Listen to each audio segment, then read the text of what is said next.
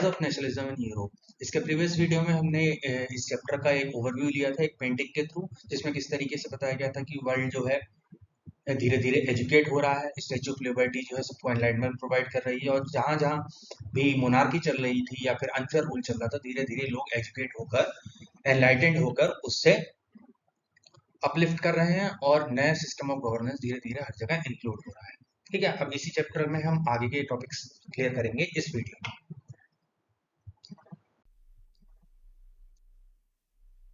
French revolution and the idea of nation. हमने 9th class में French revolution का chapter पढ़ा था। उसमें ये बताया गया था कि इन दी एंड फ्रेंच रिवॉल्यूशन के जो आइडियाज़ थे, जो वैल्यूज़ थी, वो धीरे धीरे rest of the Europe and rest of the world में वो एक्सप्लोर हुई।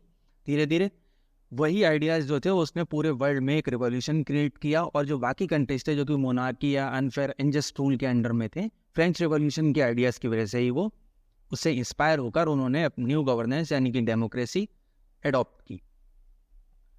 The first clear expression of nationalism came with the French Revolution 1789। जैसे कि बताया गया कि 1789 के बाद से एक वेव ऑफ नेशनलिज्म जो थी फ्रेंच रिवॉल्यूशन के थ्रू इमर्ज हुई। France, as you would remember, was a full fledged territorial state in 1789 under the rule of absolute monarch. 1789 से पहले तक जो था फ्रांस एक फुल फ्लेज्ड टेरिटोरियल स्टेट था, यानी प्रॉपर स्टेट था जो कि मोनार्की के अंडर में आता था। वहाँ पर किंग रूल करते थे। The political and the constitutional changes that came in the wake of French revolution led to the transfer of sovereignty। Sovereignty means power from monarchy to a body of French citizens। ठीक है, तो जब ये French revolution आया, इसकी starting में क्या हुआ, जो पावर जो थी धीरे धीरे ट्रांसफर होना शुरू हुई किसके पास, मोनार्की से एक फ्रेंच सिटीजन की एक बॉडी बनी थी, पॉलिटिकल बॉडी बनी थी, जिसको आपको रिकॉल करना है कि वो कौन सी थी। The revolution proclaimed that it was the people who would henceforth constitute the nation and shape its destiny। French revolution से एक मैसेज गया कि जो अल्टीमेट पावर जो होती है वो कहीं ना कहीं नॉर्मल पीपल या फिर the population of a country, common people के हाथ में ही होती है, और उन्हीं के हाथ में होता है कि वो अपनी कंट्री को पे किस तरीके का रूल जो है रिक्वायर करते हैं। From the very beginning the French revolutionaries introduce various measures and practices that could create a sense of collective identity among the French people. बहुत स्टार्टिंग से ही फ्रेंच रिवॉल्यूशनरीज का एक मेन मोटिव ये था कि वो किस तरीके से ऐसे लॉज और ऐसे प्रैक्टिसेस इंट्रोड्यूस करें जिससे फ्रेंच सोसाइटी, जो कि पहले अलग अलग पार्ट्स में डिवाइड थी, जैसे कि आपको याद होगा उसमें 3 स्टेट्स में डिवाइडेड थे, तो ऐसे रूल्स लाए गए, ऐसी सिचुएशंस क्रिएट की गई कि फ्रेंच पीपल सब एक साथ होकर कलेक्टिवली एक फ्रेंच सोसाइटी क्रिएट करें। The ideas of la patrie, the fatherland and le citizen the citizen emphasise the notion of a united community. ठीक है, कुछ आइडियाज जो थे, जैसे कि फादरलैंड, जैसे हम इंडिया में मातृभूमि की बात करते हैं वैसे ही वहाँ पर पितृभूमि की बात होती थी। ले सिटिजन द सिटीजन, सिटीजन की इंपॉर्टेंस के बारे में बताया गया। Emphasize the notion, notion means कोई आइडिया, कोई ideology, of a united community enjoying equal rights under a constitution. तो वहाँ पर एक ऐसी वेव जो थी क्रिएट करी गई थी ऐसी प्रैक्टिसेस के थ्रू की जहाँ पर अपने देश के प्रति देश प्रेम और एक ऐसा आइडिया क्रिएट किया गया जिससे कि सब लोग इक्वल राइट्स को ऑप्ट करें, सब लोग इक्वल राइट्स एंजॉय करें। A new French flag tricolour was chosen to replace the former royal standard। The States General was elected by a body of active citizens and renamed National Assembly। तो एक state general नाम की एक political body जो थी establish की गई, mainly किसके थ्रू, एक्टिव सिटीजन्स के थ्रू, वहाँ के जो एक्टिव सिटीजन्स थे, and rename the national assembly, और उसको फिर रीनेम करके क्या कर दिया, national assembly. New hymns were composed, oaths taken and martyrs commemorated, all in the name of nation. ठीक है, नए नए देशभक्ति के जो गीत थे वो क्रिएट करे गए, नई नई ओथ्स ली गई, और मार्टियर्स यानी जिन लोगों ने फ्रेंच रिवॉल्यूशन में खुद को सेक्रीफाइस किया था, शहीद हुए थे जो, उनको सेलिब्रेट किया गया, all in the name of nation, एक फ्रेंच सेपरेट फ्रेंच नेशन को क्रिएट करने के लिए। A centralised administrative system was put in a place and it formulated the uniform laws in for all citizen within its territory. एक centralise एक governance system ऐसा बनाया गया जिसमें कि लॉज जो कैसे थे, यूनिफॉर्म लॉज थे। यूनिफॉर्म लॉज मीन जो कि सबके लिए इक्वल हो, इररिस्पेक्टिव ऑफ, जैसे कि पहले क्लर्की, नोबिलिटी और जो थर्ड स्टेट में होते थे। Internal customs duties and dues were abolished and यार uniform system of weights and measures was adopted. ठीक है, जितने भी इंटरनल कस्टम्स थे, यानी कि वहाँ पे अलग जो लोग जो थे अलग अलग कस्टम्स को, अलग अलग रिचुअल्स को फॉलो करते थे, उनको सबको डिस्करेज करके ऐसी एक वेव क्रिएट की गई जिससे कि सब लोग एक प्रॉपर सिस्टम, प्रॉपर कल्चर को फॉलो करें। यूनिफॉर्म सिस्टम ऑफ वेज, यानी कि वेज का जो सिस्टम जो था, अलग अलग जगहों पर अलग अलग तरीके के वेज क्रिएट किए जाते थे, यानी कि कि चीज़ों को तोलने का सिस्टम, यूनिट्स अलग अलग यूज़ होती थी। आपको ये भी याद होगा कि वहाँ पर करेंसी भी अलग अलग तरीके की यूज़ होती थी। इन सबको कंपाइल करके, इन सबको एक तरह से हटा के एक सेपरेट करेंसी बनाई गई, सेपरेट सिस्टम क्रिएट किया गया जो कि all over the France working हो। Regional dialects were discouraged and French as it was spoken and was written in Paris became the common language of the nation. Similarly, बहुत सारी language बोली जाती थी, लोगों को ऐसा इंस्पायर किया गया, मोटिवेट किया गया कि जो मेन लैंग्वेज यानी जो कि फ्रेंच लैंग्वेज थी, जो कि मेजरली बोली जाती थी पेरिस में और रिटन फॉर्म में भी यूज़ होती थी, तो लोगों को इंस्पायर किया गया आप बाकी अपने रीजनल डायलेक्ट्स को छोड़कर एक सेपरेट, एक कॉमन लैंग्वेज जो है ऑप्ट करें, जिससे कि हम अपने कंट्री को प्रमोट कर। The revolutionaries further declared that it was the mission and the destiny of the French nation to liberate means to give freedom, the people of Europe from despotism. In other words, to help other people of the Europe to become nations. ठीक है, और जो revolutionaries थे वो ऐसा मानते थे, क्योंकि यूरोप में सबसे पहले जो रिवॉल्यूशन की वेव जो थी फ्रांस में ही आई थी, तो ये ऐसा मानते थे कि फ्रेंच सोसाइटी या फ्रेंच रिवॉल्यूशनरीज का ही एक ही मेन जिम्मेदारी है, उनकी डेस्टिनी है कि रेस्ट ऑफ द यूरोप को लिबरेट करें और वहाँ पे प्रॉपर सिस्टम ऑफ गवर्नेंस लेके आए। When the news of the events in the France reached in the different cities of Europe, students and the other members of educated middle class began setting up the Jacobin clubs. जैसे कि मैंने बताया था कि जैसे जैसे ये news, यहाँ की आइडियोलॉजी जो थी रेस्ट ऑफ द यूरोप में स्प्रेड होना शुरू हुई, तो वहाँ के एजुकेटेड लोग जो थे, मेनली स्टूडेंट्स या फिर एजुकेटेड मिडिल क्लास जो था, उन्होंने भी फ्रांस की तरह ही जैकोबिन क्लब्स, पॉलिटिकल क्लब्स जो थे सेटअप करना स्टार्ट कर दिए, पॉलिटिकल आइडियोलॉजी को स्प्रेड करने के लिए और न्यू आइडियाज जो थे लोगों को अवेयर करने के लिए। Their activities and campaigns prepared the way for the French armies which moved into Holland, Belgium, Switzerland and much of the Italy. और इसी रिवॉल्यूशन की वजह से, इन्हीं आइडियाज़ की वजह से फ्रेंच आर्मी को एक तरह से रास्ता मिला, उनका जो था रास्ता खुल गया इन जगहों पर, हॉलैंड, बेल्जियम, स्विट्जरलैंड, यानी कि जो आसपास के जो देश हैं वहाँ पर फ्रेंच आर्मी गई और जो फ्रेंच आइडियोलॉजी थी उन्होंने वहाँ पर इस्टेब्लिश की, और वहाँ पे जो भी डेस्पोटिज्म यानी कि जो अनफेयर रूल जो चल रहा था उससे लोगों को लिबरेट किया। With the outbreak of revolutionary wars, the French armies began to carry the idea of the nationalism abroad. ठीक है, और इन्हीं वॉर्स के थ्रू, इन्हीं एनेक्सेशंस के थ्रू जो थे, जो फ्रेंच सोसाइटी का या फिर जो एक नेशनलिज्म का आइडिया जो था वो रेस्ट ऑफ द यूरोप में, यूरोप की अलग अलग टेरिटरीज में एक्सप्लोर हुआ। Within the wide swath of the territory that came under his control, Napoleon set about introducing many of the reforms that he had already introduced in France. अब क्योंकि उस time Napoleon के under में पूरा France था, तो जहाँ जहाँ भी फ्रेंच आर्मी जा रही थी वहाँ पर नेपोलियन जो था रिफॉर्म्स क्रिएट कर रहा था, जो कि ऑलरेडी वो फ्रांस में क्रिएट कर चुका था, जैसे कि राइट टू प्रॉपर्टी हो गया और एजुकेशन के लिए राइट्स देना, ऐसे अलग अलग यूनिफॉर्म लॉज उसने वहाँ पर भी इम्प्लीमेंट किए। Through a return of monarchy, Napoleon had no doubt destroyed the democracy in France, क्योंकि इंडियन मोनार्की ही फिर से आ गई थी फ्रांस में नेपोलियन के बाद, उससे जो फ्रांस की डेमोक्रेसी तो डिस्ट्रॉय उसने कर दी, लेकिन उसके जो कुछ पॉजिटिव पॉइंट्स थे, बट इन एडमिनिस्ट्रेटिव फील्ड यानी कि गवर्नेंस की फील्ड में जो उसके रिवॉल्यूशन जो थे, जो वो प्रिंसिपल्स लेके आया था, उसने काफ़ी हद तक फ्रेंच को रिवॉल्यूशनाइज किए, बहुत सारे चेंजेस जो थे फ्रेंच सोसाइटी में आए।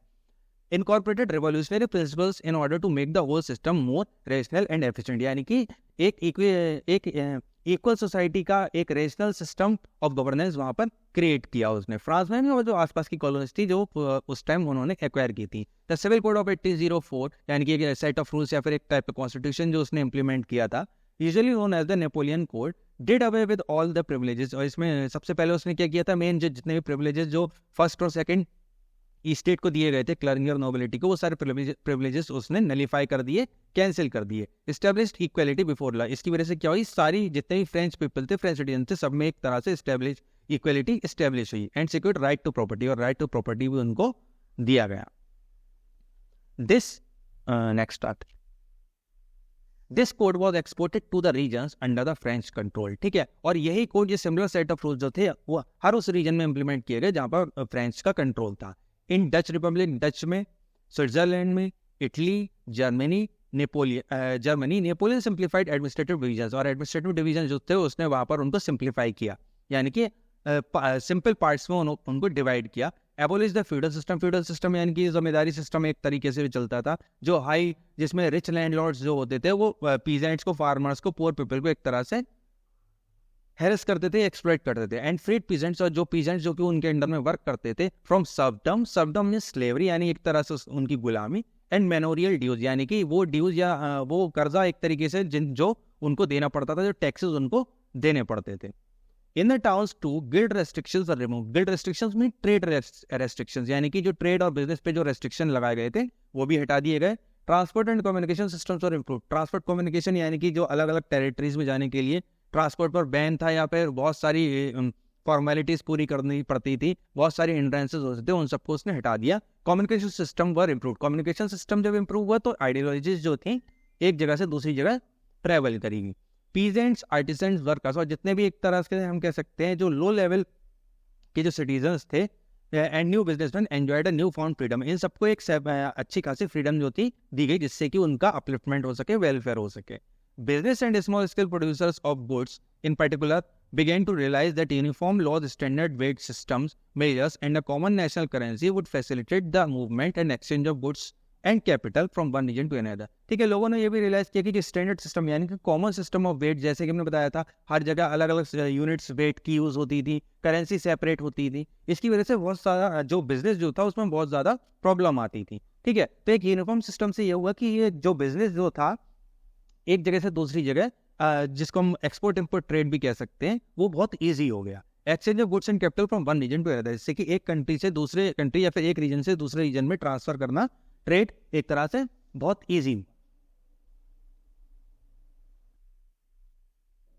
However, in the areas conquered, the reactions of the local populations to French rule were mixed। जहाँ भी फ्रेंच रूल जो था एक्सप्लोर हुआ, जो भी टेरिटरीज जो थी फ्रांस ने एक्वायर की थी, नेपोलियन ने एक्वायर की थी, वहाँ की पॉपुलेशन का जो रिएक्शन जो था फ्रेंच रूल के लिए मिक्स था। यानी कि कुछ लोग उनको सपोर्ट भी कर रहे थे, कुछ लोग उनके अगेंस्ट भी थे। जैसे कि initially in many places such as Holland, Switzerland, as well as certain cities like Brussels, Mainz, Milan and Warsaw, the French army was welcomed as harbingers of the liberty. यानी कि इन जगहों पर जो फ्रेंच आर्मी को रहता बहुत ज़्यादा welcome किया गया था, ऐसा माना जा रहा था कि ये क्रिएटर्स ऑफ लिबर्टी हैं, यानी कि उन लोगों को आज़ादी जो है यही दिलवाएंगे। हार्बिंगर्स मीन यानी एक तरीके से indicators of liberty.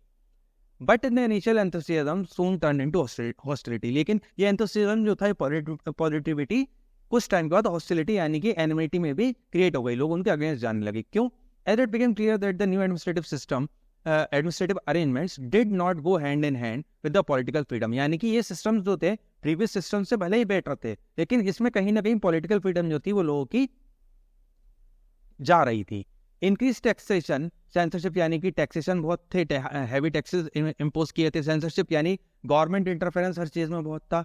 Force conscription यानी कि कंपलसरी आर्मी सर्विस जो होती थी, यानी कि हर इंसान को अपनी लाइफ के कुछ टाइम जो है फ्रेंच आर्मी में बिताने पड़ते थे, उनको सर्विस देनी पड़ती थी, क्योंकि फ्रेंच आर्मी को rest of the Europe acquire करना था। All seem to outweigh the advantages of the administrative changes. इन सारी चीज़ों का जो नेगेटिव इम्पैक्ट जो था वो कहीं ना कहीं जितना भी एडमिनिस्ट्रेटिव चेंजेस की वजह से पॉजिटिव इम्पैक्ट जो था उससे कहीं ज़्यादा था। इसलिए इन द एंड जो कंक्लूजन निकला कि लोग जो थे उनके अगेंस्ट हो गए और फ्रेंच रूल को इतना उन्होंने सपोर्ट एंड में करना बंद कर दिया।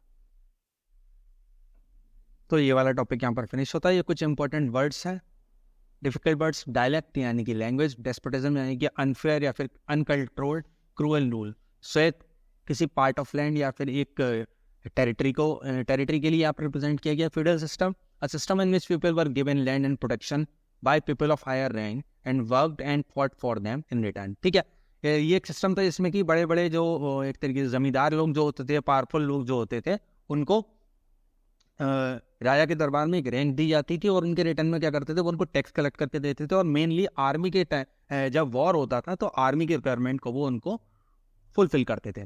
नेक्स्ट, सर्वडम जो कि slavery, manorial dues, the fees that peasants और serfs of farmers owe to the nobles who is their landlord. यानी कि जो पीजेंट्स या फार्मर्स जो उनके जमींदार जो होते थे या फिर नोबल्स जो होते थे, उनके लैंड के ओनर्स, उनको जो ना फीस देनी पड़ती थी।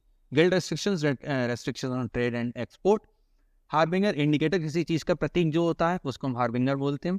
Outweigh, to become more important. Outweigh यानी जब किसी एक चीज़ के सामने दूसरी चीज़ जो है ज़्यादा इंपॉर्टेंट फील होती है। जैसे कि बताया था कि the negative impacts like the taxation and censorship outweighs the positive changes that came through the French revolution. यानी जो पॉजिटिव चेंजेस आए थे, यानी कि जो एडमिनिस्ट्रेटिव चेंजेस थे, जो लॉज लेके आए गए थे, पॉजिटिव लॉज, उनको आउटवे कर दिए थे किसने, जो निगेटिव चीज़ें थी, यानी टैक्स हो गया, कॉन्स्क्रिप्शन हो गया।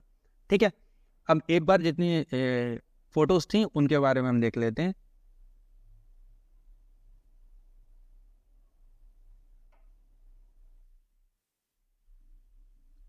पहली इमेज जो इसमें दी गई है हमारी, the cover of German almanac design by journalist Andreas Rebmann. German almanac का मतलब होता है एक ईयरली कैलेंडर जिसको हम बोलते हैं, वो उसका एक कवर है जो कि किसने डिजाइन किया था, एंड्रियस रेबमैन ने 1798 में। इसके एक पार्ट में हमें दिखाया गया है Bastille, the French Bastille being stormed by a revolutionary crowd has been placed next to similar fortress meant in the represent the western despotic rule in German province। तो इसका फर्स्ट वाला जो पार्ट है, इसमें हमें जो बेस्टिल प्रेजेंट जो था, जिसमें कि जो फ्रेंच कॉमन पीपल जो थे जिन्होंने अटैक कर दिया था ड्यूरिंग द फ्रेंच रिवॉल्यूशन, पहले पार्ट में हमें वो दिखाया गया है।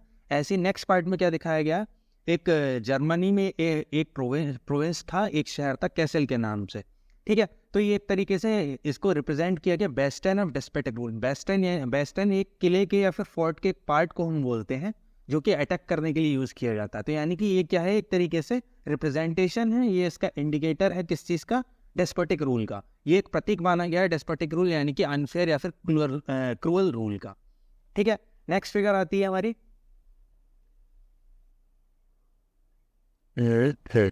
नेक्स्ट फिगर आती है Europe after the Congress of Vienna. 1815 में जो एक कांग्रेस हुई थी, एक मीटिंग जो हुई थी वियना में, उसके बाद का ये जो है मैप दिखाया गया है। इसमें हमें जो फ्रांस और उसके सारे नेबरिंग कंट्रीज यूरोप के दिखाए गए। नेक्स्ट फिगर आती है planting of tree of liberty in Zweibrucken. Zweibrucken एक जगह है जर्मनी की, वहाँ पर जो है ट्री ऑफ लिबर्टी यानी कि फ्रीडम को रिप्रेजेंट करता हुआ एक ट्री जो है वहाँ पर लगाया जा रहा है, ऐसा इसमें मेंशन किया गया है। The subject of this colour print by German painter, इसको किसने पेंट किया है, जर्मन पेंटर है कार्ल कैस्पर फ्रिट्ज। ठीक है, इसमें क्या रिप्रेजेंट कर रहा है, जो ज़ुइब्रेकन का टाउन है उसको फ्रेंच आर्मी जो है एक्वायर कर रही है, ऐसा इसमें बताया गया है। इसमें क्या है, French soldiers recognisable by the blue white and red uniform. जो blue white and red uniform में है वो फ्रेंच सोल्जर्स है, और वो क्या कर रहे हैं, उनको एज एन ऑपरेसर यानी कि लोगों को जो दबाने वाला, जो लोगों पर जुल्म करता है, ऐसा एज अ ऑपरेसर जो है उनको शो किया गया है। क्यों, they seize a peasant's cart left. यहाँ पे एक पार्ट दिखाया गया है कि एक पीजेंट या फिर एक फार्मर के कार्ट को उन्होंने पकड़ लिया है और उसको सीज कर दिया है। ठीक है, हैरेस सम यंग वुमेन, यानी कि यहाँ पे एक नेगेटिव इमेज क्रिएट की गई है फ्रेंच सोल्जर्स की। ओके, नेक्स्ट फिगर आती है the courier of Rhineland. Rhineland जो कि जर्मनी की एक जगह है, उसमें वहाँ पे कुरियर सर्विस उस टाइम पे चला करती थी, तो नेपोलियन को as a courier man show किया गया है। Rhineland loses all that he has on his way from Leipzig. Napoleon here represented as the postman on his way to France after he lost battle of Leipzig in 1813, each letter dropping out of his bed bear the names of the territories he lost। ठीक है, तो यहाँ पे as a postman जो है show किया गया है, नेपोलियन को रिप्रेजेंट किया गया है। और जब ये वहाँ से लीप्जिग का एक बैटल हुआ था, वहाँ से जब फ्रांस वापस जा रहा है, तो उस टाइम की इमेज शो करी गई। और पीछे इसके बैक से जो चीज़ें निकल रही है, ये उन टेरिटरीज के नेम है जिन टेरिटरीज को ये उस वॉर में हार गया है, और ये अब क्या है, हार के वापस अपने देश वापस फ्रांस लौट रहा है। ओके, तो ये वाले टॉपिक हम यहाँ पर वाइंड अप करते हैं। अब नेक्स्ट टॉपिक में हम आपसे मिलेंगे।